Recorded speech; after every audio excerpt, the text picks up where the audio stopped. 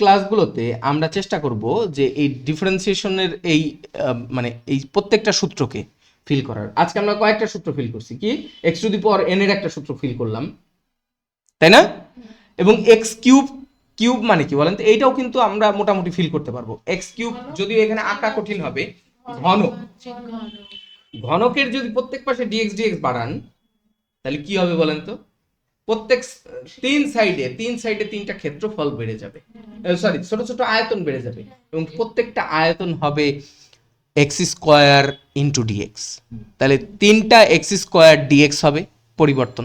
আমরা একটু দেখি আঁকা যায় কিনা, হ্যাঁ রিস্ক নেই বলি, এটা এটা এটা এটা করি দেখি, ট্রাই করলে দোষ কি? তাহলে আমরা এক্স কিউবের ডিফারেন্সিয়েশন করলে, যদি আমরা ওইটা রিস্ক আমি এই পর্যন্ত নেই স্টুডেন্টদের বুঝাইতে, এটা আপনাদের প্রথম বুঝাচ্ছি, কারণ এই রিস্কটা আমি নেই কারণ এই 2D জায়গায় 3D আঁকা কঠিন, কিন্তু এটা ফিল করতে পারলে চমৎকার, মানে প্রত্যেকটার ভিজুয়ালাইজেশন চলে আসে। কথা কি বুঝছেন? এবার দেখেন ডিডিএক্স অফ এক্স কিউব তাহলে কত? 3x square. কথা কি বুঝতেছেন? এইটাকে আমরা দেখি ফিল করা যায় কিনা, এখানে কি ঘনক আঁকা যাবে? ট্রাই করতে দোষ কি? এই তো আপনি যে ফিল করতে পারতেছেন, এটা একটা বিরাট বিষয়, কারণ ডিফারেন্সিয়েশন আমাদের দেশে অনেকেই ফিল না কইরা মুখস্থ করতেছে। তাহলে এই হচ্ছে আমাদের ঘনকটা, বোঝার চেষ্টা করি একটু। তো এই হচ্ছে আমাদের ঘনক, আমি ঘনকটাকে আগে কমপ্লিট করি, তারপর দেখবো বাড়াইয়া আমরা আসলে আঁকতে পারি কিনা ওইটাকে। এই যে আমাদের ঘনক হচ্ছে এইটা, যার প্রত্যেকটা বাহুই হচ্ছে এক্স, প্রত্যেকটা বাহু কত? তাহলে এটার আয়তন কত? ভি হচ্ছে এক্স কিউব। তার মানে এখানে আয়তনের পরিবর্তনের হার নির্ণয় করব কিন্তু আমরা, বুঝতেছেন? ওকে, তাহলে এইবার দেখেন আমরা বলতেছি যে এই দিকে এক্স এর দিকে একটু পরিবর্তন করছি, ওয়াই এর দিকেও ওই ডিএক্স পরিবর্তন করছি, ওয়াই এর দিকেও কতটুকু? ডিএক্স। এবং জেড কই? জেড হচ্ছে এই দিকে, এই দিকেও আমরা ডিএক্স পরিবর্তন করছি। এখন দেখেন এই যে এই দিকে প্রত্যেকেই তো একটা যদি বাড়ান ডিএক্স পরিমাণ, তিনটাই কি হবে? চারটাই কি হবে? ডিএক্স পরিমাণ বাড়বে, এবং এই চারটাই জোড়া লেগে যাবে না? বুঝছেন না বুঝেন নাই? এই যে এই চারটাই জোড়া লেগে যাবে। আবার এইটারে যদি এইদিকে বাড়ান তাহলে এইটা কি আর বসে থাকবে? এইটাও এইদিকে বাড়তে শুরু করবে। কথা কি বুঝছেন? ওটারে আমি একটু অন্য কালার দিয়ে বাড়াই, নাইলে প্যাচ লেগে যাবে। তাহলে এই যে এইটা, এইটা, এইটা, আর ওই জায়গা থেকে এইটা জোড়া লেগে যাবে না? বুঝছেন? আবার এই জায়গায়ও এইটা প্রত্যেকটা এইদিকে একটু একটু করে বাড়বে না? তাহলে এই দিকে একটু একটু করে বাড়লে এই জায়গায়ও কি হবে? এইরকম একটা তৈরি হবে।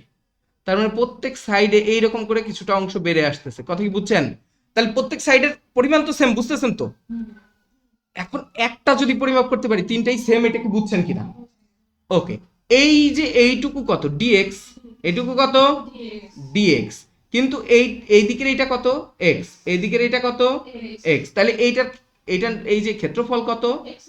X square. তাহলে আয়তন কত? তাহলে ডিভি, খেয়াল করেন ডিভি হচ্ছে এক্স স্কোয়ার ইন্টু ডিএক্স। তাহলে এরকম কয়টা আছে? এই সাইডে একটা, ওই সাইডে একটা, তাহলে x square into dx plus x square into dx. কথা কি বুঝাইতে পারছি না বুঝেন নাই? তাহলে তিন সাইডে x square dx, x square dx, x square dx বাড়ছে কিনা? তাহলে কয়টা এক্স স্কোয়ার ডিএক্স বাড়ছে? তাহলে 3x স্কোয়ার ডিএক্স। তাহলে এটা কার ছিল? ডিভি। তাহলে dv by dx equal to কত আসে? 3x square. এখন মান বসাই দেন, ভি এর মান কত ছিল? ওই যে ভি এর মান ওই কর্নারে লিখে রাখছি, কিন্তু ভি এর মানে এই যে এখানে এই ভি এর মান কত ছিল?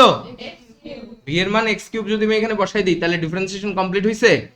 এই তো আরেকটা জ্যামিতিক প্রমাণ আমরা, এটা এর আগে আমি দেখাইনি কখনো, আজকে এটা দেখাইলাম।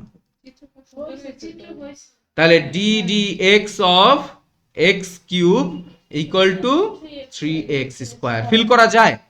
তাহলে x to the power n এর কয়টা সূত্রকে আমরা ফিল করলাম? মানে দুইটাকে ভিজুয়ালাইজ করতে পারলাম। এখন x টু দি পাওয়ার 4 কে আঁকা যায় না, কারণ 4 ডাইমেনশনাল ইমাজিন করা কঠিন। বাট যেহেতু 3 ডাইমেনশন পর্যন্ত আমি ফিল করতে পারছি, দ্যাট মিন্স আমি পরের ডাইমেনশন ফিল করতে পারবো। ফোর ডাইমেনশন হয় কথা কি বুঝছেন না বুঝেন নাই? হয়। কিন্তু সেটা সেটা সেটা আমাদের ইমাজিনের বাইরে, ইমাজিনেশনের বাইরে। সেটাই না চাই। এখন এটা এটা কি এটা কি বুঝে গেছে কিনা? খুবই ইজি জিনিস না?